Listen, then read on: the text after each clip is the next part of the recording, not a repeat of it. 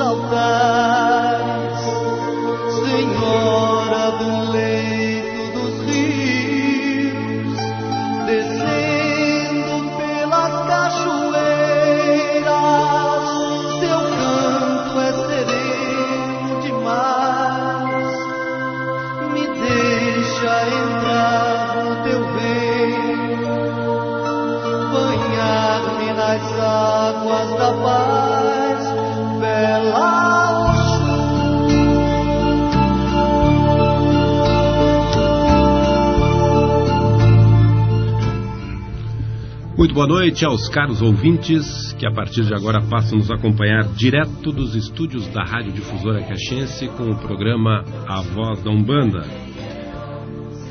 Quero, nesse primeiro momento, saudar meu colega de trabalho, Rubens de Chapanã, dando já meu boa noite e que dê a sua saudação aos nossos caros ouvintes. Boa noite, Pai Saúde Ogum. Realmente para mim hoje é um privilégio estar ao seu lado, retornando à velha guarda, né? Com a velha guarda aqui nós sempre temos alguns problemas de saúde. Da outra vez eu estava na rádio, no hospital, tomando injeção, soro e tal, e com o telefone ligando para cá. Claro que é brincadeira, mas é bem comum acontecer isso. O Saúl hoje eu tive que tirar ele da cama, ele estava com reumatismo crônico e tal, e trouxe ele até o programa porque ele é imprescindível, né? Ele sabe que não. Filho de Ogum nunca tem problema de saúde. Mas é um privilégio realmente estar com vocês novamente nessa noite de domingo. Um programa que já é realmente de rotina nos domingos para o mundo religioso caxiense. Eles sintonizam seu dial na Rádio Difusora Caxiense. E é sempre bom lembrar, que aqueles que quiserem manter contato conosco é através do telefone 3221-2658 e 3221-7653, ou que fica bastante forte o sinal, a recepção do sinal, pela internet. Você coloca lá na www.radioDifusoracaxiense.com.br e bota online ao vivo e você escutará o programa conosco, podendo fazer suas observações, podendo dar as suas opiniões, pedir as suas curimbas, suas rezas, enfim, mas realmente se integrando ao programa junto conosco. Muito bem. Saúdo também Léo de Oxalá, o Guilherme, nosso operador de som desta noite, e também nossa visita de hoje, que aqui também saúdo, que é Juliano de Bar, que veio de Araranguá para nos prestigiar aqui. Bem, são 20 horas, 24 minutos, 17 graus e 5 décimos, 99% umidade relativa do ar. Lembrando que esse que vos fala é Saúde Ogum. Rubens, eu trago de memória um tema que eu quero compartilhar contigo e creio que vai ser de bastante interesse por parte dos nossos caros ouvintes. Claro que reforçando sempre o convite que tu fez no início do programa para que eles participem conosco, fazendo as suas considerações e também tirando suas dúvidas. Nós temos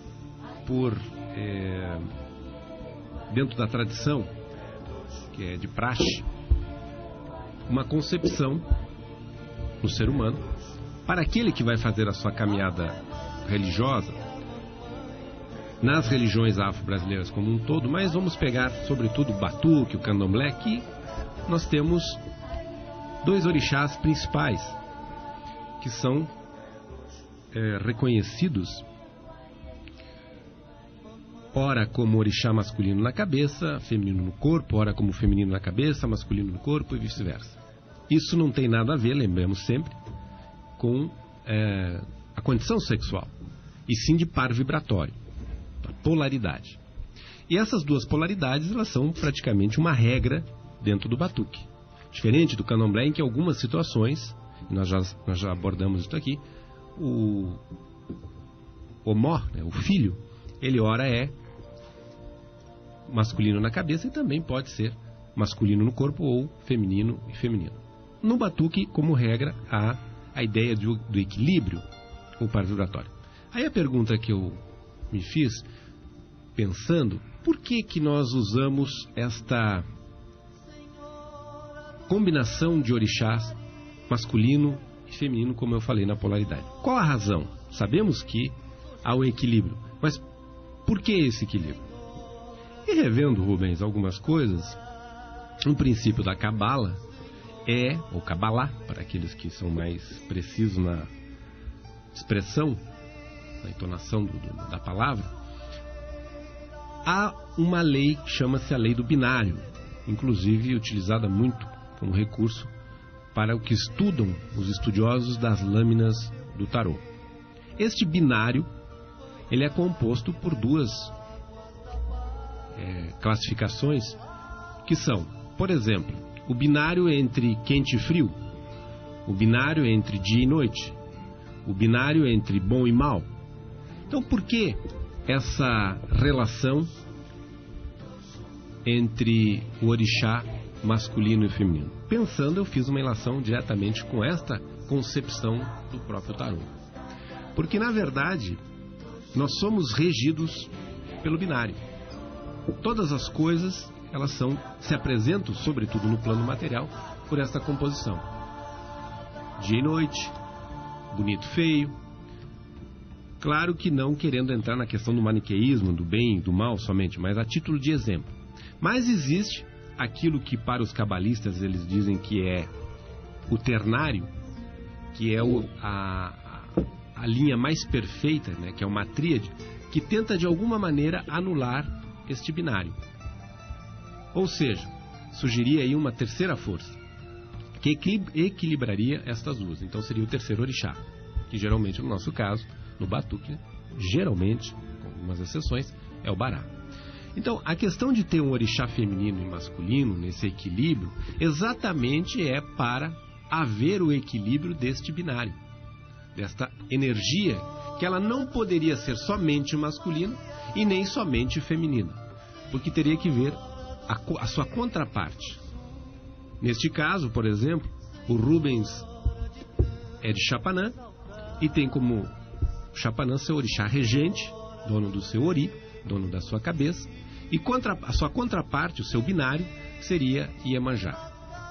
Também uma composição rara, mas não importa. Aqui nós estamos falando de orixás, e para orixás nós não podemos interpretar como algo que tenha limitações. As pessoas podem dizer, mas olha, Chapanã com Iemanjá, sim, existe. E aqui tem um caso concreto na minha frente. Então, esta configuração Chapanã e Iemanjá exatamente dá essa colocação que é antiga numa interpretação cabalística deste binário.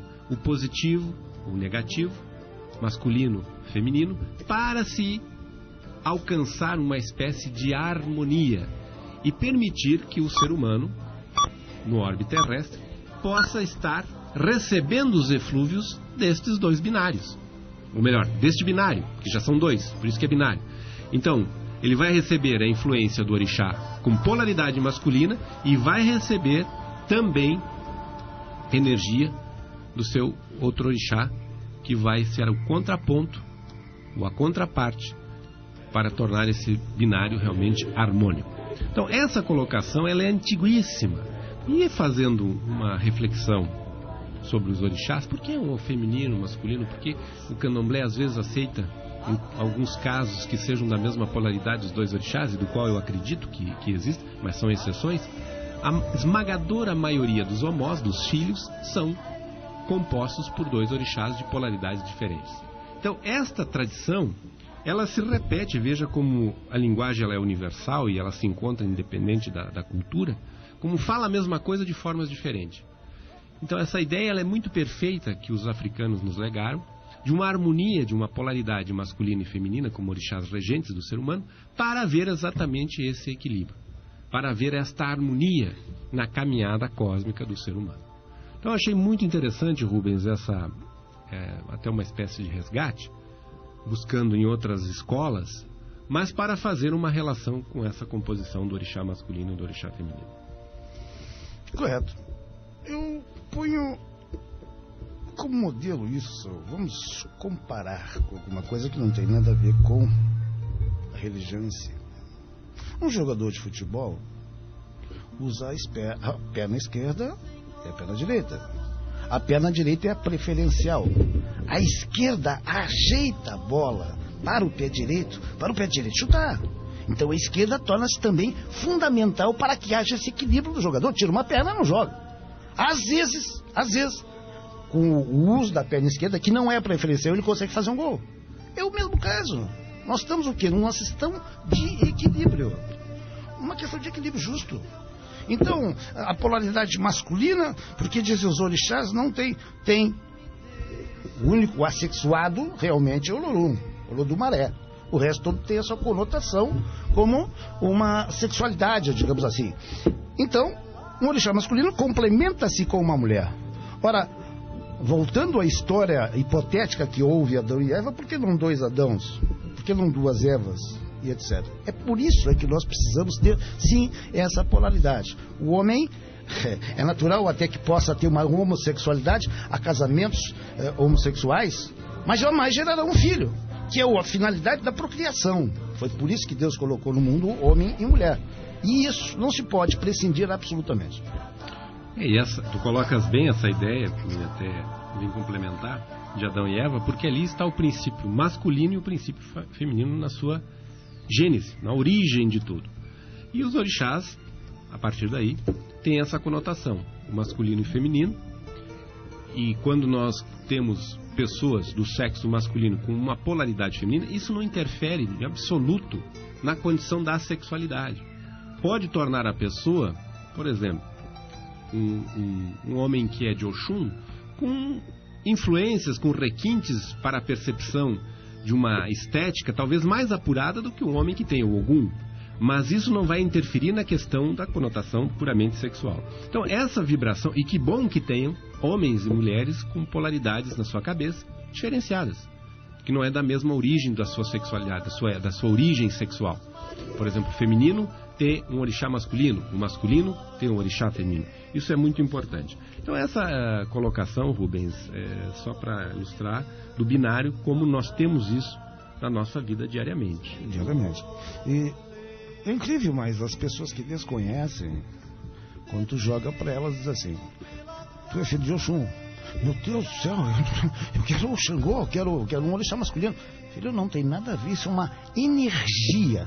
Simplesmente uma energia. Está sob os efeitos dessa energia. Portanto, vai responder por essa energia com essas características que tu citou. Talvez com mais capacidade para amar, talvez com trejeitos, digamos assim, da estratégia feminina da Oxum, mas sem, evidentemente, se alterar sexualmente a tua vida.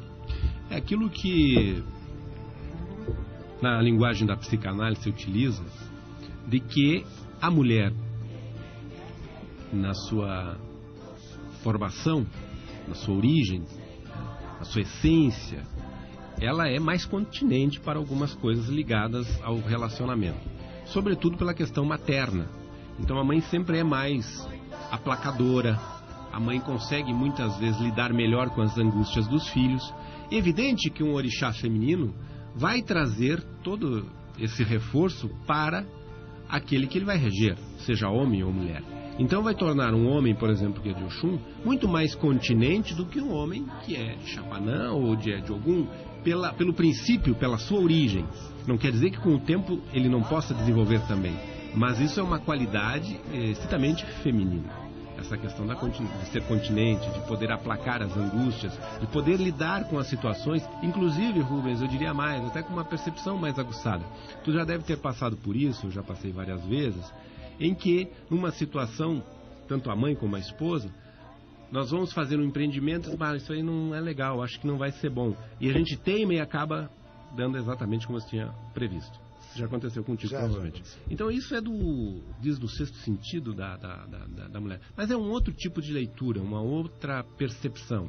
Inclusive diz que a mulher é muito mais panorâmica na sua percepção. Se eu vou procurar uma meia, eu tenho dificuldade de encontrar, a mulher percebe logo. Isso, inclusive, é explicado a nível psicológico. Você vai a um restaurante com a esposa e você volta para casa e ela vai te fazer uma simples pergunta: qual era a cor das cortinas? Tu não vai saber. O homem não tem essa percepção. Ela sabe tudo, sabe como é que era a porta de entrada, quem é que estava no fundo do balcão, etc. Ela tem uma visão atenta para esses fatos. Bem, estamos com 20 horas 36 minutos, 17 graus e 3 décimos, 94% a umidade relativa do ar, programa Voz da Umbanda. Outro aspecto, Rubens, que eu gostaria de trazer aqui para que os nossos caros ouvintes, através dos telefones 3221-2658 e 3221-7653, entrem em contato conosco, é sobre essa questão da esquerda. Quando se fala em esquerda, e eu estava lendo uma obra, não me ocorre agora o nome, mas me ficou na mente essa questão da esquerda. Porque a esquerda está ligada diretamente aos Exus e Giras. Então, a linha da esquerda, porque a esquerda, porque não sei o quê. Não se fala em direita, se fala em esquerda sempre.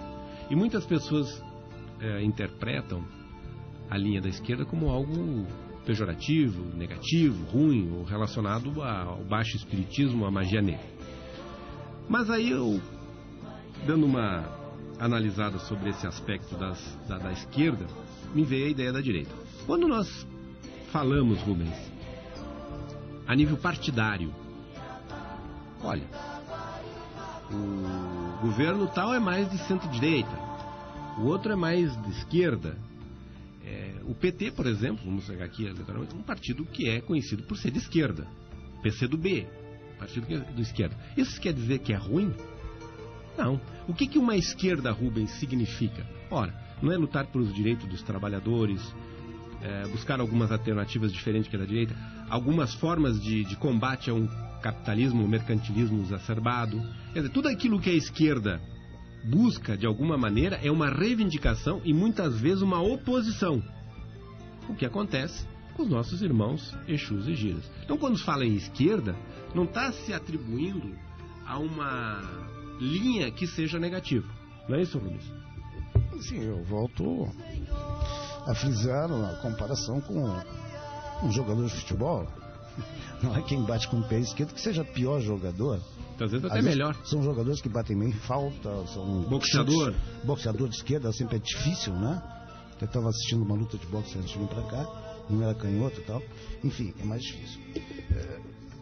Essa conotação, e aqui a gente já falou sobre isso, defendida muito por alguns neo-umbandistas, de que a Umbanda é uma balança de dois pratos, e a Umbanda faz a lei, e a Quimbanda, através dos Exus, equilibra, ou seja, executa a lei. Então, um é do prato direito e o outro é do prato esquerdo. O executor passa a ser esquerda, sem entrar em incompatibilidade. O homem pelo princípio ativo, a mulher pelo princípio, digamos assim, polo negativo. Eles em conjunto se encontram sem que se dê nenhum problema nesse sentido e geram uma criança com os dois. Quer dizer, o fruto, o final, é muito promissor. A mesma coisa, esse encontro da direita com a esquerda, que se costuma saudar os Exus com a mão esquerda e tal, isso é muito promissor para a felicidade geral da nação. Ou seja, para o indivíduo, para a Umbanda, para a religião em si. Porque os Exus, na verdade, foram criados, eu te digo, disse sempre, os Exus, na verdade, são universais, eles não têm uma religião específica. Na Umbanda foram bem recepcionados, por consequência, ali se manifesta. Nas igrejas evangélicas são muito mal recebidos, são tidos realmente como um meio de ataque à nossa religião. Mas os Exus foram guindados à condição de trabalhar junto com a Umbanda pela condição de que os caboclos e as demais vibrações não podiam penetrar em determinados campos, que os Exus são realmente experientes e experts nessa área. E aí o Exu foi guindado e com todo sucesso. E hoje eu não vejo a Umbanda sem a presença de Exus. Possível. Simplesmente possível. Aliás, estava vendo falar em Saul. A revista Forbes anunciou ontem, e eu estava vendo pelo Yahoo, a 5 maior fortuna de evangélicos brasileiros. Nós temos uma pastora chamada Helena, que eu não conheço. Sara Nossa Terra? Hein? É da Sara Nossa Terra? Não sei, não sei. Ela está com uma avaliada em 100 milhões de reais, é o que ela tem. Depois entrou um outro que tem um programa seguido, bota na televisão, ele está sempre falando, tal. Aquele ali tem 250 milhões acumulados. Um terceiro também desse grupo aí está com 400. O ex-amigo e bispo da igreja do Edir Macedo tem uma fortuna avaliada em 800 milhões, alguma coisa assim. 1,2 bilhões é o que ele tem acumulado em todos os países, detendo a rede Record, que é a segunda rede hoje de televisão no Brasil, e mais alguns jornais, livros, vendeu mais de 10 milhões de livros, o Edir Macedo. Então, a revista Forbes anunciou isso, e eu acho que a gente deve continuar enriquecendo esse pessoal. Muito bem. O Léo vai nos brindar com duas curimbas. A gosto, deixar que o Léo selecione de acordo com o que veio as solicitações ou pela sua própria definição. Duas curimbas. Nós estamos com 20 horas e 42 minutos e eu quero passar aqui rapidamente os nossos patrocinadores. Automecânica Medeiros, Brilho da Lua Transportes, Casa do Lanche, você pode ligar e pedir o seu lanche. Ervanária São Carlos, um horário de atendimento diferenciado de segunda a sexta. Segunda a sextas-feiras é das 9 às 18 e aos sábados das 9 às 15 horas, sem fechar ao meio-dia. Esses horários todos são sem fechar ao meio-dia.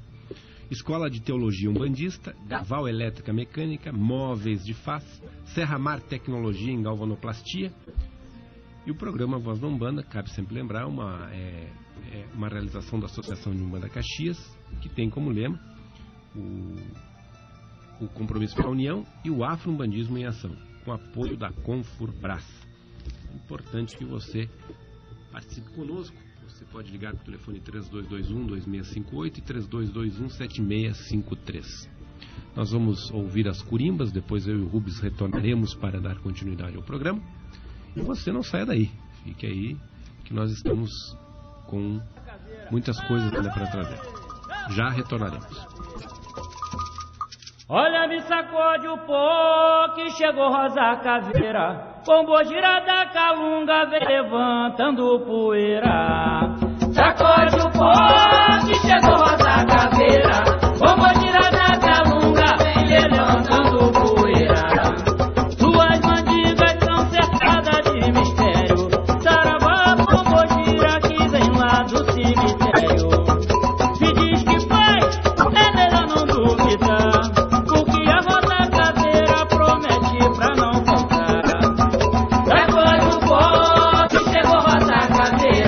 Vamos girar na calunga.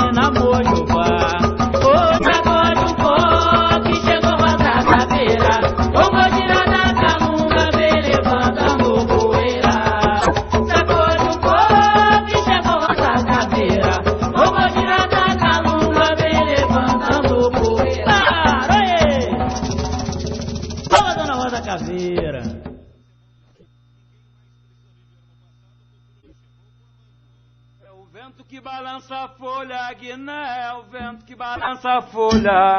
É o vento que balança a folha, Guiné, é o vento que balança a folha. Pai Guiné, é o vento que balança a folha. Pai Guiné, é o vento que balança a folha. É o vento que balança a folha, Guiné, é o vento que balança a folha. Pai Guiné, é o vento que balança a folha. Pai Guiné, é o vento que balança a folha. É o vento que balança a folha, Guiné, é o vento que balança a folha. É o vento que balança a folha, Guiné, é o vento que balança a folha. Pai Guiné, é o vento que balança a folha.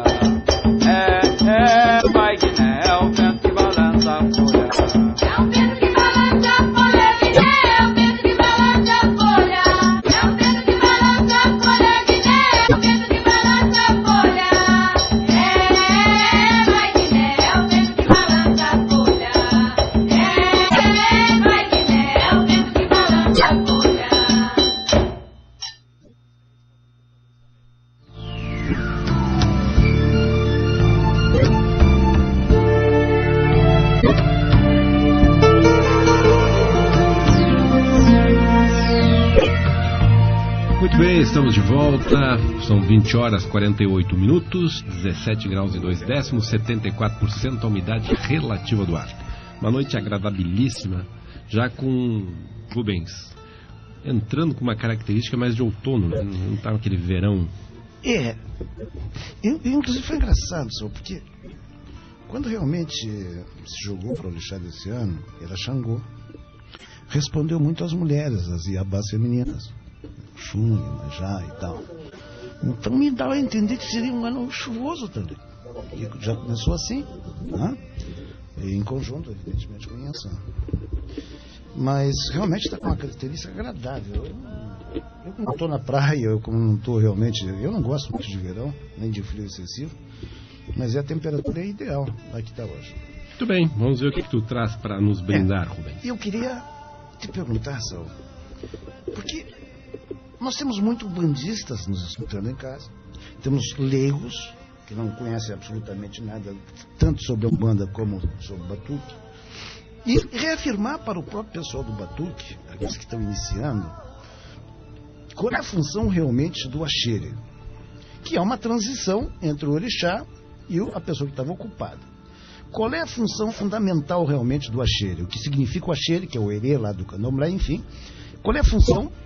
Se existe em função disso a importância transcendental dele quando uma pessoa sai inteira, né? Isso prejudica o médico que estava ocupado, etc. ou não?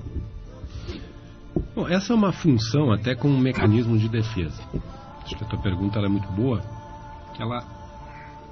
A participação do Axere ela é providencial e é uma manifestação astral. Ela não é da psique ou uma invenção do chamado cavalo de santo ou do médium, que ele esteja inventando, se infantilizando. Não, é um mecanismo de defesa, porque a distância que é percorrida entre o processo de possessão do transe e o momento do retorno às atividades psíquicas do médium é um choque muito grande, muito significativo para as questões do aparelho psíquico. Então se usa esta retomada gradual, ela é de forma gradual. O médium vai perdendo a manifestação da potência, né, que presume-se do orixá, e nesse momento vai havendo uma manifestação ainda do orixá, num grau menor, e a manifestação de uma influência astral da própria psique do médium. Então é uma soma, é uma espécie de soma entre um e outro, que infantiliza, que dá características de herê para esse médium que está no processo de estar se desocupando. Então ele é salutar porque ele protege o aparelho psíquico e oferece condições para que o médium aos poucos venha recobrar o seu estado, as suas funções. Porque tu imagina, por exemplo, um orixá como Xangô, dentro de um alujá que dança, pessoas que estão com obesidade, muito acima do peso, e no Alujá dançam ininterruptamente ali durante vários minutos, pessoas que muitas vezes não conseguem subir uma escada, dançam. Então todo o aparelho, todo o organismo da pessoa está em função da irradiação desse orixá. Ele está protegendo a pessoa. E daqui a pouco a pessoa para. Olha, essa parada, se a pessoa não está com a cobertura, não está sob o axé do orixá, pode dar um infarto, pode dar sérios problemas de saúde. Então o orixá realmente protege. Da mesma forma que eu estou usando esse exemplo da dança do Alujá, no momento em que o orixá vai se afastar, que ele vai dizer que vai subir, que é feito todo o processo para o desligamento, ele precisa necessitar de tempo para o aparelho psíquico recobrar as suas funções, e todo o organismo, para não entrar em colapso. Então há uma soma da energia ainda do axé do orixá com defesas ainda, porque nesse momento o médio está se recobrando, e é natural que ele fique infantilizado, e ele receba essa contribuição do astral para que ele fique num estado meio termo. E aí aos poucos ele vai recobrando o seu estado, suas funções, e volta a ser aquele indivíduo, aquela pessoa, né, com a sua identidade. Então é uma forma preventiva de evitar com que o indivíduo entre num risco, né, um risco de morte ou de alguma situação até de emergência que possa pôr o indivíduo em condições de ficar acamado. Então, é uma forma interessante, Rubens, porque as pessoas não entendem muitas vezes como é que isso acontece, porque é diferente da Umbanda. A Umbanda, todo o processo de transe, ele é muito mais irradiativo do que acontece com o orixá. O orixá é um processo que eles definem, também não seria o termo correto, mas muito próximo de uma possessão. As funções realmente são todas elas tomadas. Enquanto que muitas vezes dentro da Umbanda o médium trabalha sob um auspício consciente ou semi-inconsciente irradiado para o seu sistema nervoso. E passa a executar as funções, mas por repetição, por aquela energia que é emitida no sistema nervoso central. Já na mediunidade que acontece no chamado batuque ou candomblé, ou dentro do xamanismo, que acontece alguns fenômenos parecidos, as pessoas caminharem sob brasa, elas estão sob um forte efeito do axé daquela entidade, daquele ser sobrenatural, em que as suas funções são todas elas governadas pelo ente, pelo aquele ser que está ali. Então, para recobrar, a pessoa entra, imagina tu perder nesse momento a tua consciência. Daqui a pouco te acordar de repente. Tem que ter muito cuidado com isso. Pode trazer sequelas.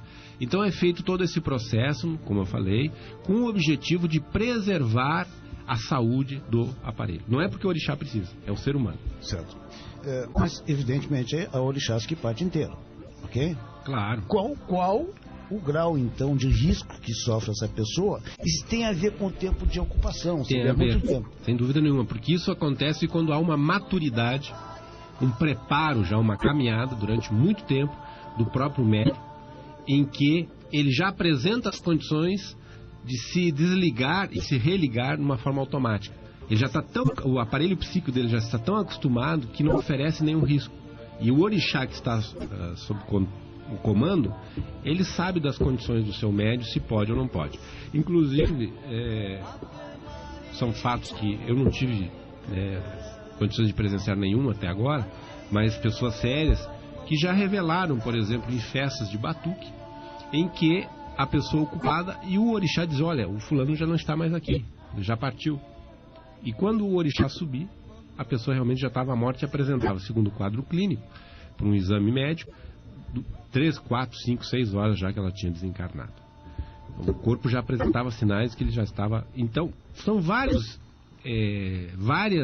experiências que aconteceram, trágicas, é verdade, fatos como esse, que pessoas sérias já falaram para mim, para outras pessoas, que não é crendice nem invencionice, são coisas que aconteceram. Isso prova a dimensão e a profundidade que acontece o transe no batuque e no candomblé. Certo.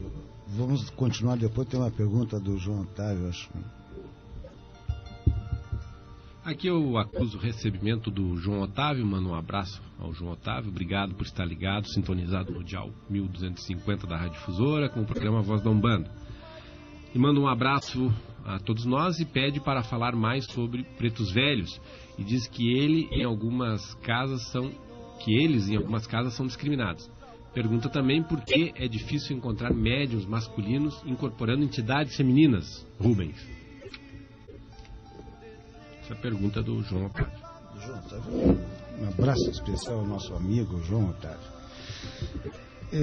Preto Velhos, muito bem.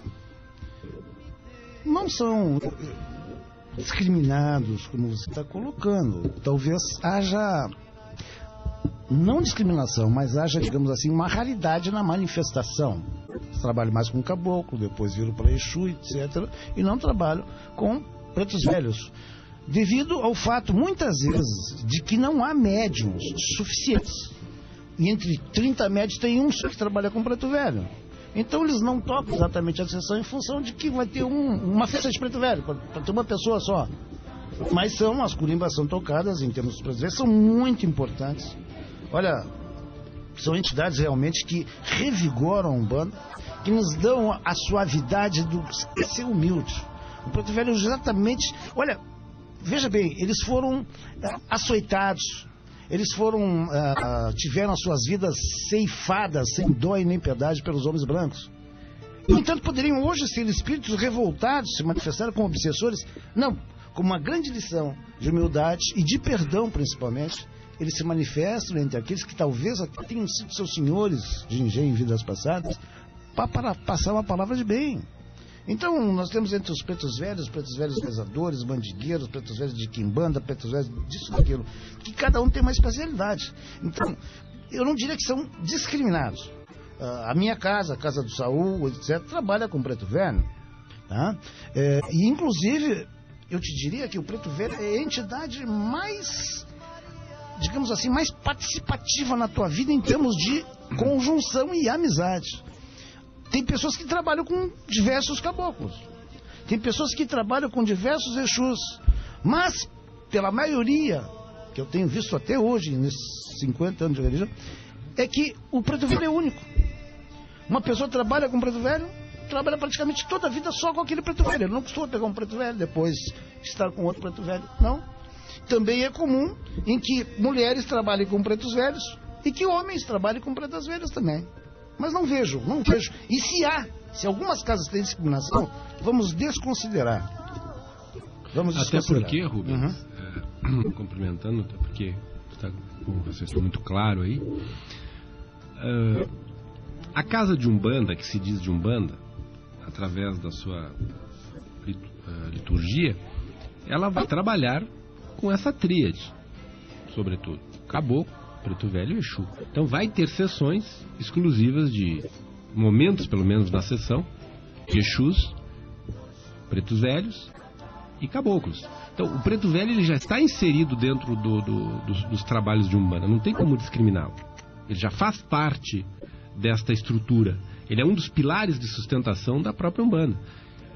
Quando a Umbanda, João Otávio, surge em 1908, já em 1906, segundo relatos, dito inclusive pelo mestre Molubá, depois confirmado pelo Saraceni, pelo Rubens Saraceni, que um dos mentores no Colégio Magno de Umbanda, que dizia que eram os espíritos mais elevados que estavam na formação de todo o planejamento da estrutura da Umbanda, que viria do plano astral para o plano físico, com o anúncio do Caboclo das Sete Encruzilhadas, havia muitos pretos velhos e pretas velhas como entidades que poderiam se qualificar como os projetistas ou engenheiros dessa estrutura. Entidades como o Pai Antônio, por exemplo, que é muito reconhecido, foi um dos mentores na introdução da Umbanda no plano da físico. Vovó Maria Conga, que participou desse colegiado todo, né? Então eu não vejo como uma discriminação, porque trabalhar da Umbanda e não trabalhar com preto velho ou preta velha, deixa de ser Umbanda. Sim. Não quer dizer, João Antônio, que nós, como médiuns de Umbanda, temos que trabalhar com todas as entidades. Eu posso trabalhar durante anos só com o caboclo. Posso trabalhar anos só com o Exu. E posso trabalhar toda a minha vida só com preto velho. Mas tem pessoas que não trabalham, não recebem preto velho. Eu já trabalhei no meio de ciganos e não recebo a influência de ciganos. Eu tive uma festa na minha casa que seria de beijo, de criança, enfim. Eu aboli, porque ninguém trabalhava, só eu estava trabalhando com... Então eu fiz apenas uma pequena homenagem Mas não fiz uma sessão propriamente dita só para as crianças da Umbanda, porque não havia um médico para isso. Mas pode haver, como o Rubens está colocando de forma correta, que tenha médios que vão trabalhar mais com caboclo ou só com uma entidade, mas dentro do templo de Umbanda vai haver preto velho e preta velha. Tenho certeza disso. Pergunta também, por que é difícil encontrar médium masculino e incorporar entidade feminina? Realmente, depende do local, João Otávio. Aqui na região de Caxias é difícil. Mas se nós nos projetarmos para a Grande Porto Alegre, para Rio Grande, para Pelotas, é comum tu ver uma festa praticamente com 80% dos homens incorporando uma entidade feminina, ou seja, uma pombagira. É difícil, sim. Eu te diria que é raro um homem com um caboclo trabalhar com uma cabocla Jurema. Realmente é complicado. Eu não tenho visto isso. Né? Mas já vi pretos velhos trabalhando, o homem trabalhando com uma preta velha. É mais fácil. Mas vamos se deter aqui até a parte dos Exus. Né? Então tu vai para esses lugares, existe festa só de pombagira e tal, e 95%, eu fui no centro mais antigo do Rio Grande do Sul, que é em Rio Grande, que o Saúl conhece, e depois da meia-noite virou para Exu, e chegou de Exu, tudo, daqui a pouco todos eles estavam de saia, estavam uma pombagira. Ora, o que acaba acontecendo é o nosso machismo exagerado. Todos nós temos um preto velho, um Exu um masculino e uma pombagira. Acontece que a gente foi criado desde pequeno, que não podia usar cor-de-rosa, que não podia brincar com boneca, que não podia ter o cabelinho muito roladinho e tal. Então nós trazemos esse machismo dentro da nossa consciência, do nosso subconsciente. Então, você acordar depois de trabalhar com uma pombagira e dizer, eu trabalho com pombagira, as pessoas negam isso. Mas seria bem lógico que o homem também pudesse trabalhar aqui em Caxias com pombagira. Ele só não incorpora. E a mulher, por que não tem problema? As mulheres trabalham com Exu Caveira, as mulheres trabalham com Exu Veludo, trabalham com Exu Tiriri, etc. Já no seu próprio ato físico, ela tem uma concepção de uma criança que se gera no seu útero e é masculina. Então a mulher não tem esse problema desse choque, né? Então é normal a mulher trabalhar com um Exu masculino. Agora, as pessoas só não trabalham por machismo. Talvez alguns até recebam fluidos, né? A gente costuma brincar, às vezes dizer, vamos fazer o clube do Bolinha. Vamos fechar a sessão, as mulheres não podem participar e os homens vão tudo trabalhar com pombagira. Né? Mas as pessoas não aceitam aqui em Caxias. Em outros lugares é bem comum. Mas aí, veja, Rubens, vem ao encontro daquilo que eu falava anteriormente sobre a questão Oi? Do cheiro. Veja que no candomblé, no batuque, isso não acontece. O homem que é de orixá feminino se ocupa com Iemanjá, se ocupa com Oxum, se ocupa com Iansã, sem problema nenhum. Isso é um problema estrito da Umbanda. Tanto é que tu vê autoridades religiosas dentro do batuque que são homossexuais. Na Umbanda raramente tu vê. Raramente tu vê lideranças que sejam como no batuque, como acontece no batuque, como acontece no candomblé. Por exemplo, um dos maiores ícones do candomblé, Joãozinho da Goméia. Era um homossexual assumido, isso tu imagina na década de 30. Sim. É um homem que deu show de primeira, as roupas, inclusive, que hoje se apresentam nos orixás, diz que essa roupagem foi criada por Joãozinho da Goméia, foi um estilista, deu um show no Canecão, no Rio, com um desfile de orixás e tal. Se ocupava com Iansã, ele era filho de Oxóssi, mas tinha Iansã junto com ele e tal. Bem, quantas lideranças dentro do batuque do candomblé se apresentam com uma roupagem, inclusive, com o seu orixá sendo feminino. Na Umbanda já tem essa postura, o guarda-pó para o homem, o jaleco para a mulher, já as suas vestimentas, todo esse pudor. E aí talvez haja também um constrangimento maior. Existe esse puritanismo dentro que é característico da Umbanda. Até porque a Umbanda também tem algumas coisas que ela se pauta por aquilo que está na doutrina de Kardec. Então cria alguns estigmas, às vezes, que eles não gostam de ter. Já no batuque, que são o candomblé, religiões oriundas da África Negra, a ideia de se assumir com o seu orixá e agradar o seu orixá de todas as formas possíveis, desde o quarto de orixás, com uma roupagem, os axós, com brilho, com tudo, se é filho de Oxum, se é filho de Iemanjá. Então eu acho muito interessante essa observação, porque isso é muito comum, é uma resma da Umbanda e não do Batuque e do Candomblé. Claro, você se imagina assim, você é uma flor, né, viçosa, bonita, com um perfume exalado, extremamente odoroso, etc. Vão se aproximar de você várias borboletas para pousar. E entre elas, para o homem, sendo essa flor, mulheres, pombagiras, pousando. Mas o que acontece? Pela influência da psique do próprio médium, ele deleta essa energia e dá preferência para o pouso do Exu masculino. Não que a pombagira não esteja participando, mas há uma negação. Ora, todo médium incorpora se quiser, muitas vezes. Eu não pude me controlar e a gente justamente tem que chegar nesse ponto para você poder controlar a chegada da sua entidade. Você não pode estar incorporando no meio da rua, dentro de um ônibus, etc. Então o dia que você tiver esse controle, você vai dizer, agora eu sou um médium realmente, eu tenho que controlar. Então a chegada de uma pombagira normalmente já é afastada, deletada, porque o médium quer trabalhar com o seu Exu. Evidentemente, quem está na frente? O Exu, é ele que vai chegar. Muito bem. Está sintonizado no Dial 1250 da Rádio Difusora Caxiense com o programa A Voz da Umbanda. São 21 horas, 8 minutos, 16 graus e 6 décimos, 99% a umidade relativa do ar. Lembrando que este programa tem o patrocínio da Automecânica Medeiros, Brilho da Lua Transportes, Casa do Lanche, Ervanária São Carlos, com horário de atendimentos diferenciado, de segunda a sexta, das 9 às 18 e sábado das 9 às 15, portanto, sem fechar ao meio-dia. Escola de Teologia Umbandista, Gaval Elétrica Mecânica, Móveis de Face, Serra Mar Tecnologia e Galvanoplastia. Lembrando que a Voz da Umbanda é uma realização da Associação de Umbanda Caxias, que é o Afro-Umbandismo em Ação, com apoio da Confurbrás. Nós vamos então colocar 2 curimbas e retornaremos já. Fique aí, sintonizado, que nós já estaremos de volta. Salve, senhora Aldara Maria! Salve, Aldara Maria! Oh, viva a dona da Rosa Vermelha! Oh, Rosa! Viva a força e o Exé da Rosa Vermelha! Viva a rainha, a dona da Rosa Vermelha! Senhora Aldara Maria!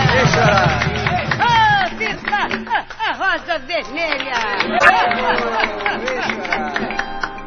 Rosa Vermelha, viva esse perfume que a natureza criou. Rosa Vermelha, aroma divino que a todos sempre encantou. Rosa Vermelha, viva esse perfume que a natureza criou.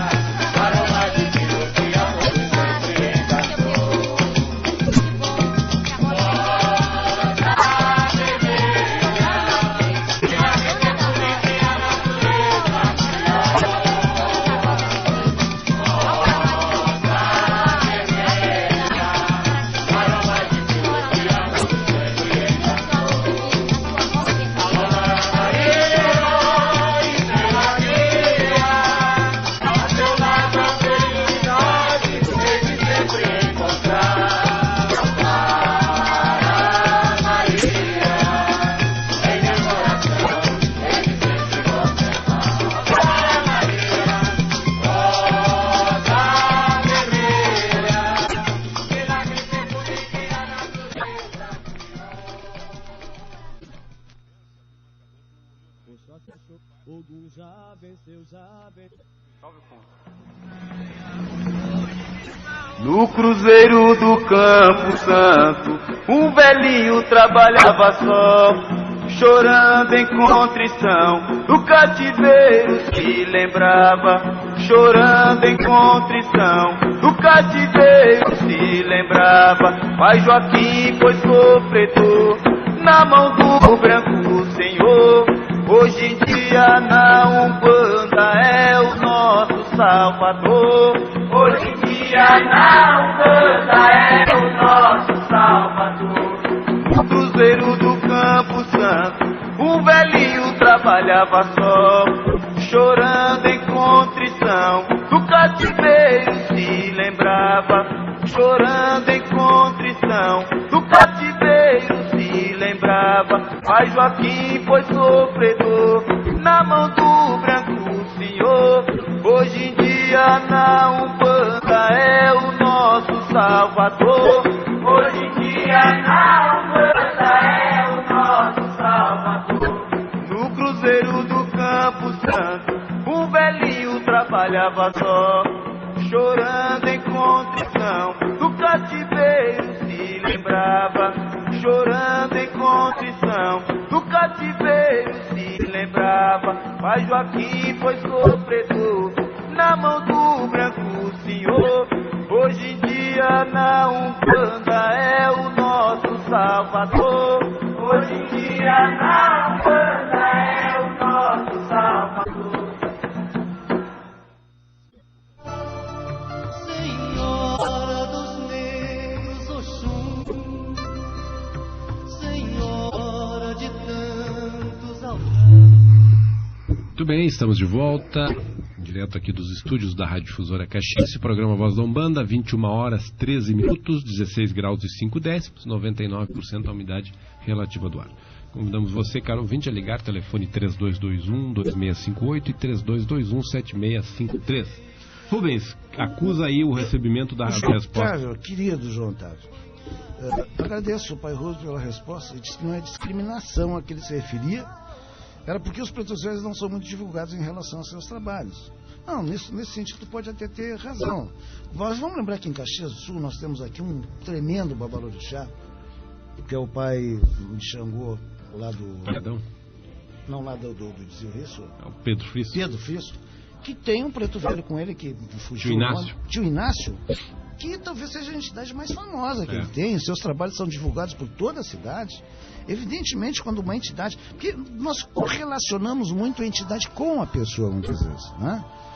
E tem pretos velhos realmente, em que tu vai em determinadas casas e as pessoas, olha, eu só quero aquele preto velho, tal, que tem uma mão muito boa para ervas, para curar, para sentar pacientemente na tua frente, ouvir os teus problemas, te passar, digamos assim, uma tranquilidade. Por quê? Porque, normalmente, vejam bem, o que acontece com a nossa querida Umbanda? Eu vou fazer para ti um trabalho pro caboclo Birajara.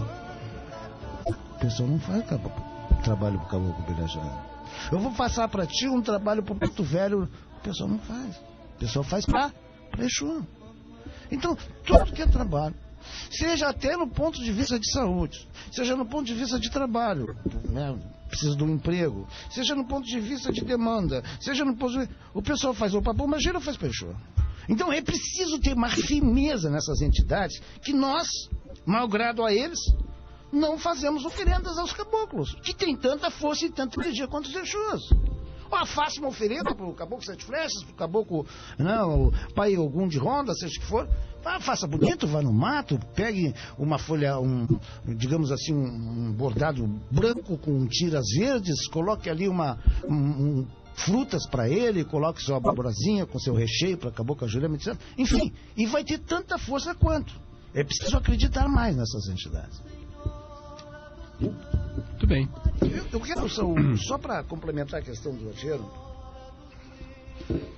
nem tudo que vai se dizer assim, porque às vezes as pessoas me perguntam, vem cá, eu fui numa mulher que ela fazia a limpeza das pessoas com guias, jogava para cima, as guias se enrolavam, etc. Tu já viu? Eu digo, não, eu nunca vi, mas não vou dizer que está errado. É um processo que eu não conheço, mas não vou dizer que está errado. Então a pergunta que eu faço para o senhor não quer dizer que seja certo, seja errado, mas que ele não tenha visto. Normalmente tinha cheiro, eles pedem uma Pepsi-Cola. Você amarra, então dá para eles. Você já viu tomando leite? Você já viu, por exemplo, comendo guloseimas e coisas do gênero? É normal? Não é normal? E por que a preferência pela Pepsi-Cola? Olha, Rubens, isso já faz parte de uma tradição. Antigamente não era Pepsi-Cola, era o Atan. Então se modificou, as coisas foram mudando, foram se modernizando. E aí, para se tornar mais prático, se substituiu o Atan, muitas vezes pela Pepsi, pelo Guaraná. E que a entidade, por ser supostamente com uma roupagem infantil, de bom grado aceita. Muitas vezes até que suco e outros tipos de refrigerantes. Antigamente, muito, eu lembro que a minha saudosa dizia, falava, quando não tinha Atan, se usava gasosa para os acheiros. O acheiro, ele pode ir ao banheiro, o acheiro pode ter atividades que são humanas, ele pode fazer coisas. Inclusive se pede todo um cuidado àqueles que vão conversar com o acheiro, porque diz que ali a sua língua é muito afiada. E as suas colocações, às vezes parecendo o contrário, falam verdades e pode inclusive trazer resultados nefastos para a pessoa quando o acheiro se incomoda com alguma coisa. Porque ele ainda está sob o axé do orixá. Ele ainda tem presente em si características daquele orixá. E vai responder àquela energia, porque nós estamos falando de uma energia. Então o acheiro, muitas vezes, ele pode ser interpelado e não gostar. E como ele não é o orixá na sua forma total, porque o orixá, quando vem ao plano dos humanos, naquela roda que é considerado um núcleo sagrado, ele não vem para dar consulta, ele vem para dançar e repetir o mito, para refazer exatamente a história na origem, né? Quando nós falamos na origem, na gênese, da criação do universo. E o orixá, na sua contribuição, na formação desse universo, ele repete o mito. Por exemplo, a dança de Ogum, a dança do Atan, com Yansan, é o momento em que se repete o mito exatamente para fazer com que o axé seja revigorado naquela casa, naquele templo. Então, o acheiro, ele não está no momento sendo o orixá no total, mas ele tem o axé e responde pelo orixá. E muitas vezes ele tem o lado humano. E aí entra aquilo que nós chamamos do lado perverso, que é a contribuição puramente humana. E aí pode ser essa força mesclada, né, trazer alguns resultados, muitas vezes não os melhores, para a pessoa que incomoda o acheiro. Porque o acheiro, ele brinca, mas ele é temperamental. Tem que ter cuidado. Então se usa esses recursos todos que os humanos gostam, que uma criança gostaria, desde o doce, do mel, do guaraná, da Coca-Cola, né? Estou falando. Mas antigamente não. Antigamente se usava, no final do batuque, que é de praxe, faz parte do fundamento, o uso exclusivo do Atan. Inclusive era obrigado nas festas fazer todo o ritual e tentar se aproximar de todos os mitos, seguindo as rezas de Bará Oxalá de cada orixá, inclusive a última, que é a dança do Atan, que hoje se perdeu muito desses fundamentos. Então o acheiro repete muitas coisas que é do orixá e muitas coisas que é do humano. Perfeito, perfeito. Saul, vamos entender que do outro lado tem pessoas completamente leigas, e às vezes a gente diz alguma coisa e eles ficam... Atan, exatamente o que é? Atan é a bebida do Ogum, tá? Que se usa, como antigamente se fazia com quisuco, com framboesa, botava-se banana, né? Esmagava a banana, botava-se inclusive suco de laranja e se misturava esse guaraná. Algumas nações, né, e nós falamos de nações, vamos citar as 4 principais, Cabinda, Oió, Jeje e Jexá. Algumas nações colocavam até pimenta dentro do Atan para o Ogum, que era uma preferência dele, usar aquele Atan com pimenta. Outras não, para dança. Então, por quê? Porque tinha que ter orixá no mundo para tomar aquele Atan. Senão não aguentava. O ser humano, se ele não estivesse ocupado, ele não aguentaria tomar aquele suco, aquela bebida, que era do Ogum. Inclusive, alguns botavam até outros ingredientes. Bom, são termos técnicos usados na ritualística. Então, a Atan é a bebida exclusiva de Ogum. E Ogum dança, tem uma reza que é a dança do Atan, que é exclusiva do orixá Ogum. Rubens, eu acuso aqui a ligação, Gustavo de Ogum agradece ponto do pai Joaquim. Então, você que está sintonizado aí, você também pode pedir para que nós, aqui do programa, coloquemos para você o ponto que você queira, seja de Exu, Caboclo, Preto Velho, Orixá, nós vamos atender a sua solicitação. São 21 horas, 21 minutos, 16 graus e 5 décimos, 99% a umidade relativa do ar. Muito bem, deixa eu fazer mais uma pergunta para o Saul, porque são pessoas em casa, às vezes não tem preparo suficiente, é perigoso brincar, né, com TNT, é perigoso brincar com pólvora e coisas do gênero. Bom, eu sou um médium, trabalho com Exu e resolvo por conta própria, ou saio do centro onde estou e sentar uma casinha de Exu na minha casa, né? Na frente da casa, pintadinha de vermelho e tal. Esse médium, porque trabalha com Exu, ele pode fazer isso ou ele vai rigorosamente precisar de alguém que faça isso para ele? Olha, Rubens, quando se fala em casinha, nós estamos falando de uma tronqueira de Exu, um ponto de força em que se deve, inicialmente, primeiro, ter a autorização do próprio Exu da pessoa para que se faça isso. Geralmente o Exu solicita. E mesmo o Exu solicitando, o templo que ele está ligado, ele deve pedir para o dirigente autorização para fazê-lo. O assentamento, geralmente, ou é feito pelo dirigente, o responsável pela casa, por exemplo, na tua casa um filho pede, tu vai lá e faz para ele. Ou o Exu diz assim, não, eu quero fazer. O Exu da própria pessoa pode executar essa atividade. Mas geralmente é o dirigente que faz, ou a dirigente, que faz o assentamento da tronqueira, ou do ponto de força. Porque, na verdade, no local onde é escolhido para se fazer esse assentamento, há alguns ingredientes que são colocados, né? Se faz o buraco da terra, e se prepara tudo o que o Exu utiliza para fazer a manutenção do axé. O ponto de força é muito importante porque ele recicla todo o ambiente, ele cuida do pátio astral e oferece a condição de segurança para o templo.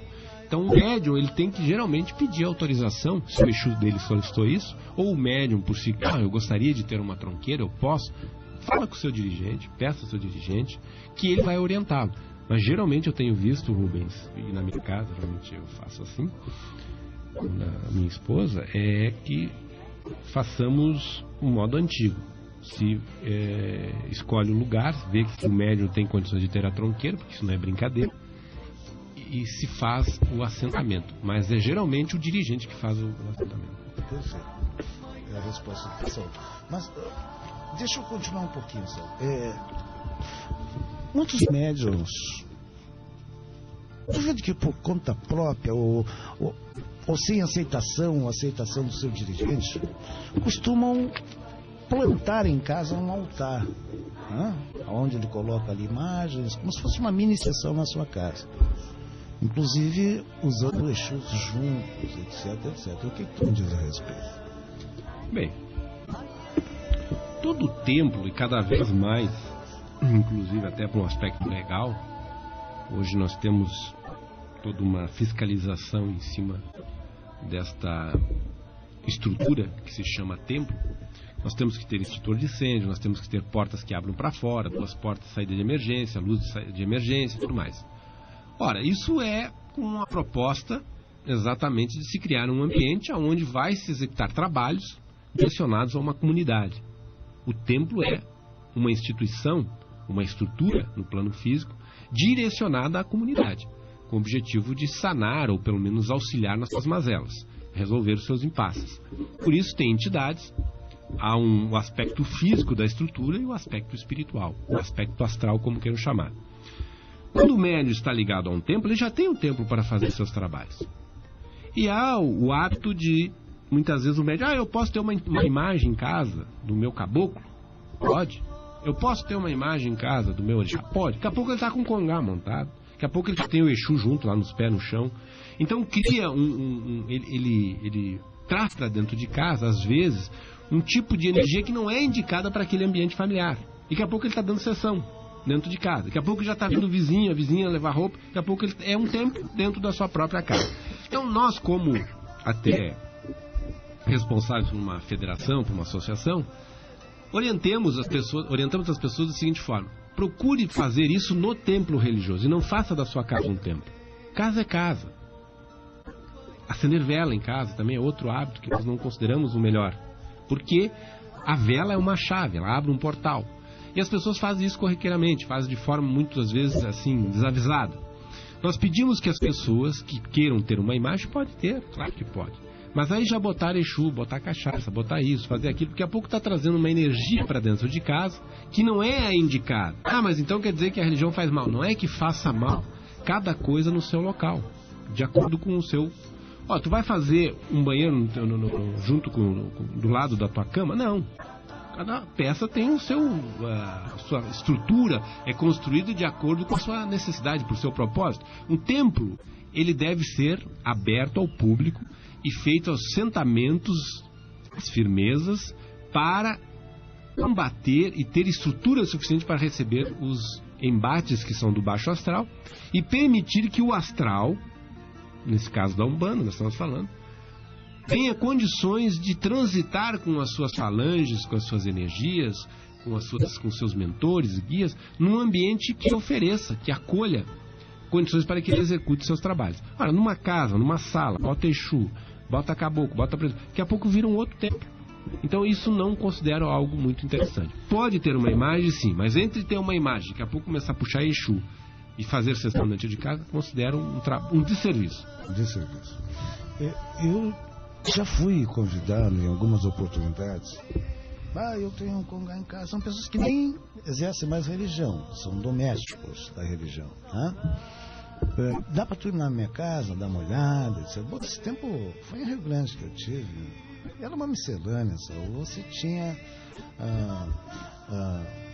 digamos assim, otás com um achorô em cima, a pessoa nem é da religião, tá entendendo? As próprias orixás com bebida alcoólica na frente, coisas assim, absurdas. O cigano mal servido, mal formado, então, desmancha isso tudo aí, bota tudo fora, despacha isso, senão é pra ti. Uma outra feita, eu fui numa casa, me pediram, como é que tá? Os Exus eram um apartamento, eles botaram pelo lado, na sacada, com todo o sol em cima, e quem estava lá embaixo enxergava os Exus todos. Bacana, bom, tal. Errado. Uma vez fui numa casa que tinha um problema de esfriamento de casal. O casal não conseguia mais ter as suas relações normais. E eu entrei e em cima do guarda-roupa tinha uma bomba gelo. Tem um problema de você. Então, às vezes você quer fazer uma coisa boa e o tiro sai pela culatra. Você não pode, não se automedique, diz as pessoas, né? Você está auto se medicando, mas essa automedicação pode realmente te perturbar e te dar um efeito negativo e contrário. É um banda justamente para isso. É no centro, se for o local adequado, né? Eu vou fazer uma missa de 7º dia em casa. É correto isso? Ou eles fazem no templo, ou fazem lá na igreja? Então é assim que funciona. Feito. 21 horas, 30 minutos, 16 graus e 3 décimos, 96% a umidade relativa do ar. Convidamos você, caro ouvinte, a ligar para os telefones 3221-2658 e 3221-7653. O programa tem o patrocínio da Automecânica Medeiros, Brilho da Lua Transportes, Casa do Lanche, Ervanária São Carlos, horário e atendimento diferenciado de segunda a sexta, das 9 às 18, e nos sábados das 9 às 15, sem fechar ao meio-dia. Importante, você está correndo dia de semana, não posso ir porque eu tenho que ir para o trabalho, mas ao meio-dia você pode ir no espaço do almoço fazer suas compras na Ervanária São Carlos. Escola de Teologia Umbandista, com novas turmas agora já para início de março. Gaval Elétrica Mecânica, Móveis de Face, Serra Mar Tecnologia em Galvanoplastia. A Voz da Umbanda é uma realização da Associação de Umbanda Caxias, o lema compromisso pela União, e também a Associação de Umbanda Caxias é o Afro-Umbandismo em Ação, com apoio da Confurbras, Conselho das Federações de Umbanda e das religiões afro-brasileiras do estado do Rio Grande do Sul. Vamos ouvir mais 2 curimbas e depois retornaremos para mais um bloco do programa A Voz da Umbanda. Fique aí. E encontrei Zé Belida na estrada, chorando pelo amor de sua amada. Aí encontrei pela alta madrugada o Zé chorando pelo amor de sua amada. E o Zé chorava por uma mulher chorava por uma mulher. Ele chorava por uma mulher que não lhe amava. O Zé chorava por uma mulher. Ele chorava por uma mulher. Chorava por uma mulher que não lhe amava. Aí encontrei pela alta madrugada, Chorando pelo amor de sua amada. aí encontrei Zé Belisa na estrada. Tava chorando pelo amor de sua amada. E o Zé chorava por uma mulher. Chorava por uma mulher. Ele chorava por uma mulher que não lhe amava. O Zé chorava por uma mulher. Chorava por uma mulher. Chorava por uma mulher que não lhe amava. Aí encontrei pela alta madrugada, O Zé chorando pelo amor de sua amada. aí encontrei Zé Belisa na estrada. Tava chorando pelo amor de sua amada. E o Zé chorava por uma mulher. E chorava por uma mulher. Ele chorava por uma mulher que não lhe amava.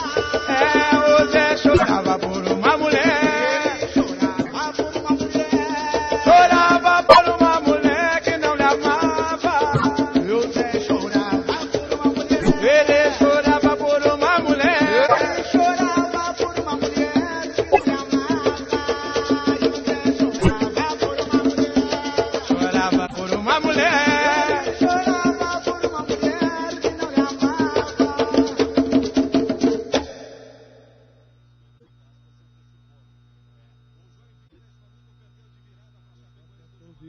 Pra passar no Maitá, O céu se assobiou pra passar no Maitá. oi pra falar fogo meger, mensageiro de Oxalá. Pra falar fogo meger, mensageiro de Oxalá. O sol se assobiou pra passar no Maitá, O céu se assobiou pra passar no Maitá. oi pra falar fogo meger, mensageiro de Oxalá. Pra falar fogo meger, mensageiro de Oxalá.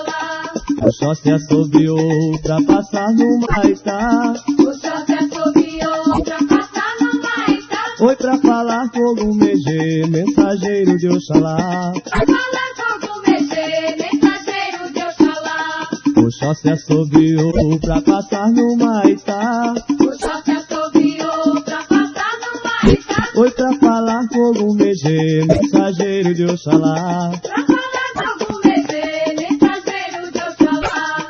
O sol se assobiou pra passar no Maitá, O sol se assobiou pra passar no Maitá. oi pra falar fogo meger, mensageiro de Oxalá. Pra falar fogo meger, mensageiro de Oxalá. O sol se assobiou pra passar no Maitá, O sol se assobiou pra passar no Maitá. oi pra falar fogo meger, mensageiro de Oxalá. Pra falar fogo meger, mensageiro de Oxalá. O sol se assobiou pra passar no Maitá.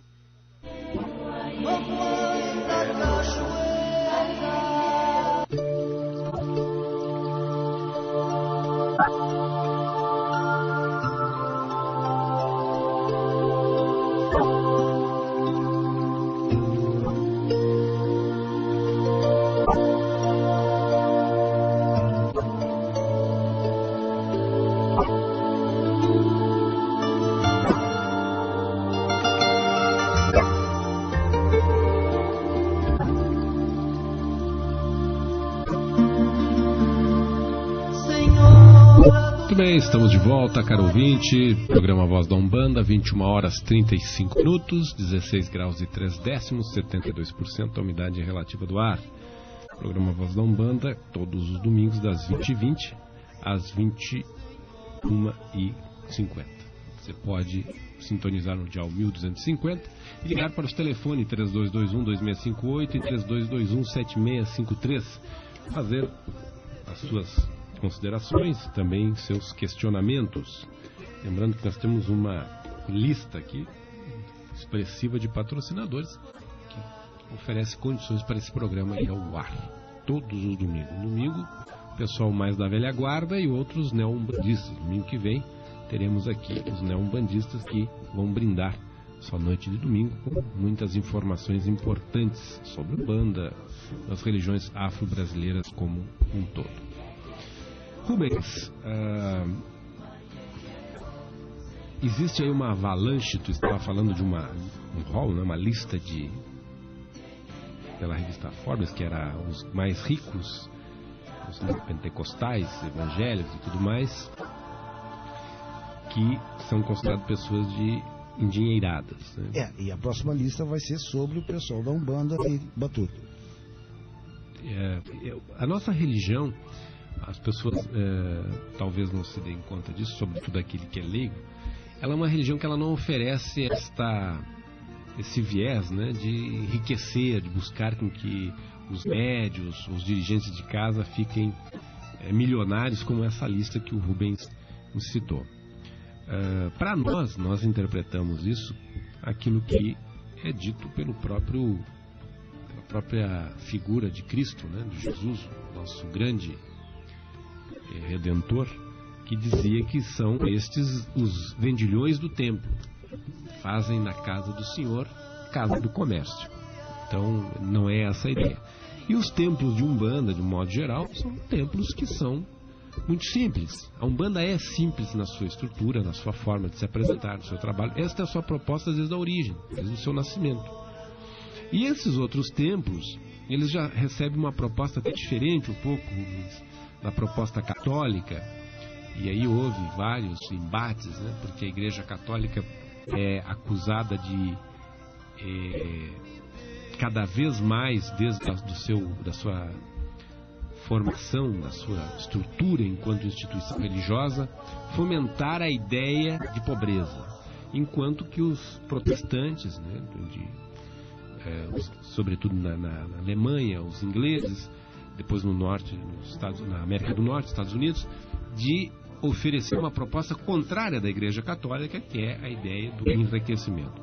A Igreja segue seguindo aquela máxima de que é mais fácil um camelo passar no buraco de uma agulha do que um rico.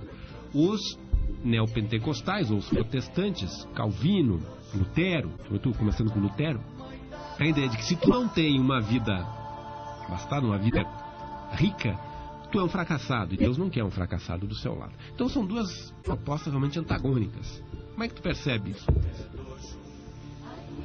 Agora, veja bem, ainda existe o pessoal que cai no conto do vigário.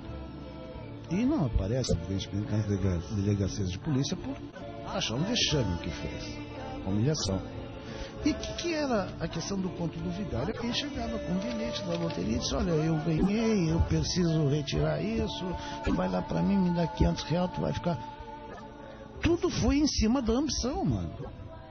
Ora, uma igreja que me chama, que faz o apelo de que eu vou enriquecer através de pagar meus dízimos corretamente, etc. Esse é um apelo muito sensível a um povo que evidentemente é muito mais materialista do que espiritualista. Ora, com isso, eu acho que foi tu que falou uma vez, esse é o grande apelo deles, pelo lado financeiro. A Umbanda não promete isso. A Umbanda diz que o grande tesouro que tu pode ter não será visto pelos olhos mortais. As nossas medalhas não estão neste mundo, mas no mundo invisível. Quem quiser, eu sempre digo, quem quiser entrar na Umbanda para achar que vai ganhar mais dinheiro, encontre outro lugar. Aqui você vai ser o quê? Vai se enriquecer a sua espiritualidade, vai se enriquecer como ser humano, vai começar a fazer uma triagem nos seus sentimentos e expurgar aqueles que não estão de acordo com as leis de Deus.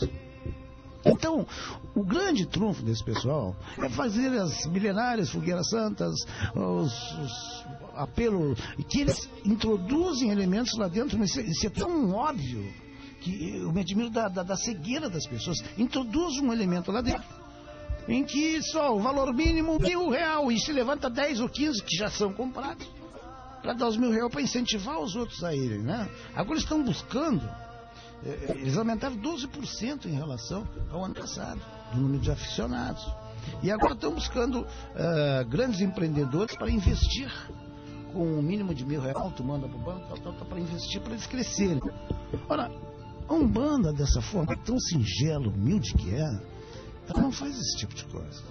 Até estava falando o nosso querido João Otávio, por que não se propala mais os trabalhos feitos pelos Pretos Velhos? Porque a Umbanda é assim, a Umbanda faz a mineirinha, a Umbanda se cala, a Umbanda não vai para as rádios. Olha, nós poderíamos falar aqui, durante 5 programas seguidos, das coisas que nós vemos acontecer, salutares para a saúde, para a parte financeira, para a parte de união amorosa de um casal que está meio frio e tal.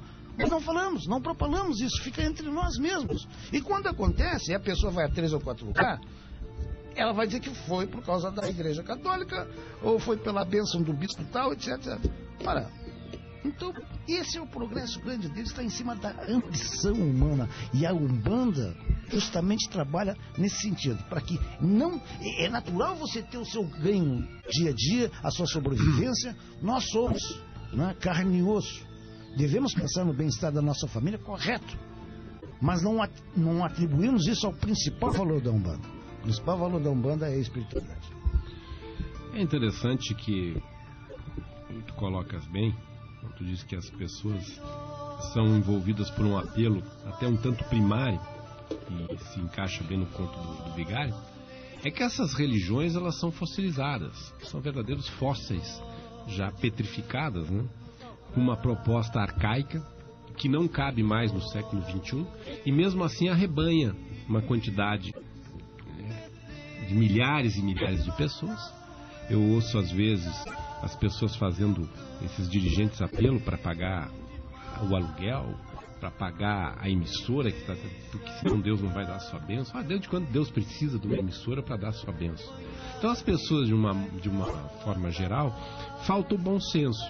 É por isso que nós repetimos as palavras do sábio Jesus, que diz vendilhões do templo. Sim, são vendilhões do templo, porque comercializam aquilo que é o mais sagrado. No plano astral, não sabemos exatamente o que vai acontecer com esses dirigentes, mas coisa boa, dentro dos recursos que nos são passados, seguindo mesmo a doutrina umbandista como a kardecista, sabemos que há relatos ali que são realmente muito sérios em relação ao que acontece com essas pessoas. Relatos que estão na obra de Kardec, relatos que vêm de psicografia de umbandistas que falam do plano astral e, sobretudo, do plano astral inferior. Essas pessoas que são os vendilhões do tempo, que comercializam aquela palavra que é muito sagrada. Usar um texto, um livro, como é a Bíblia, e o povo do livro é considerado o povo judeu, utilizar esse recurso, se adonar, porque parece que eles são os criadores do Evangelho, e interpretar da forma que eles interpretam, uma interpretação, eles fazem uma hermenêutica primária, eles fazem uma interpretação que ela deixa muito a desejar, é para enganar otário, e desconsiderar a leitura que foi feita pelos judeus em cima desta obra filosófica, religiosa, histórica, que dá até para se enquadrar na literatura, que é o Evangelho, tanto o Velho como o Novo Testamento. As pessoas leem de forma, literalmente, uma interpretação concreta, com um pensamento quase que esquizofrênico, uma interpretação muito pobre daquilo que está sendo colocado ali, e o pastor deita e rola em cima de uma leitura, muitas vezes com dificuldade até de pronunciar o que está escrito, por ser quase semi-analfabeto, e ganha milhões em cima de uma interpretação de uma obra que requer um estudo profundo para poder se entender o que está ali nas entrelinhas. No entanto, eles não fazem isso. E o povo embarca. O umbandista, por outro lado, através do seu trabalho, que não ganha nada, não ganha dízimo, faz as suas sessões públicas, com um consumo de água, de luz, e o seu tempo, todo o seu trabalho de desenvolvimento, pedindo auxílio ao astral para resolver muitas vezes o problema daquela pessoa que está com desemprego, está com problema de saúde, o problema na ordem emocional, afetiva no lar. As entidades vêm gratuitamente fazer isso, sem cobrança de dízimo, muitas vezes com a corrente auxiliando quando auxilia, senão o próprio dirigente. Não é tido como algo visto do bem. Ora, se isso não é bem, o que nós vamos considerar de bem, então? Atender as pessoas gratuitamente, auxiliá-las no momento de maior desespero, sem cobrar, isso não é caridade? É muita caridade. Estamos no programa, eu quero dizer que tem uma senhora evangélica que vai na minha casa, uma pessoa muito querida. Eu não gosto de discutir religião com ela, porque eu conheço mais a Bíblia do que ela, incrível, mas, enfim. em que 70 pessoas que são da igreja dela, esse fim de semana se reuniram 60 pessoas para limpar. É uma coisa que deixa nós umbandistas tristes, sim, porque nós temos uma turma grande muitas vezes, mas esta união de mãos esquálidas, talvez muito frias, mas esquentam pelo coração humano, e eles trabalham em função disso. Claro. Talvez o êxito principal seja isso, essa união que nós não temos. Perfeitamente. Muito bem, Rubens, as tuas considerações finais para nós encerrar o programa desta noite de janeiro, 20 de janeiro de 2013. Quero, em primeiro lugar, dizer da alegria de estar com o Saúl de Ogum. Novamente, eu sei que se caísse uma chuva torrencial, eu seria o último a saltar do barco. Ele já disse isso para nós, né? Um dia pegou fogo aqui, todo mundo chamando ele estava aqui na janela, apanando, o pessoal disse, nem na máquina ele quis se atirar lá embaixo com os bombeiros. Então esse é um homem de ferro. Ao Rodrigo de Bará. De Bará? Juliano? Ah, então é Juliano de Bará, mas não deixa de ser de Bará. Eu não errei o orixá. Ao Léo de Oxalá, ao nosso amigo Guilherme, que deu um show realmente lá atrás. E aos nossos ouvintes eu quero deixar minha boa noite, um belo início de semana e até daqui a 2 semanas com os velhinhos da Umbanda. Muito obrigado, Rubens, uma boa semana para ti também e agradeço as considerações. Saúdo Léo de Oxalá, saúdo Juliano de Bará, que veio de Araranguá, que prestigiar o nosso programa. Guilherme como operador aí, nos dando toda a assistência necessária. Renovo meus cumprimentos a todos os caros ouvintes, agradecendo a paciência e a audiência e mando um abraço, um beijo à minha digníssima esposa Yalorixá Tânia de Iemanjá. Desejo um bom início de semana a todos e a todas e até daqui a 15 dias, mas lembrando que o próximo domingo os neoumbandistas estarão aqui com o programa A Voz da Umbanda. Imperdível. Uma boa noite, um bom início de semana. Senhora dos negros, Oxum, Senhora de Acabamos de apresentar o programa A Voz da Umbanda, promovido pela Associação de Umbanda Caxias, que há 16 anos vem representando o afro-umbandismo caxiense, sempre buscando a união para um verdadeiro compromisso religioso. Uma boa noite e um bom início de semana com muito axé para todos e todas que acompanharam o nosso programa.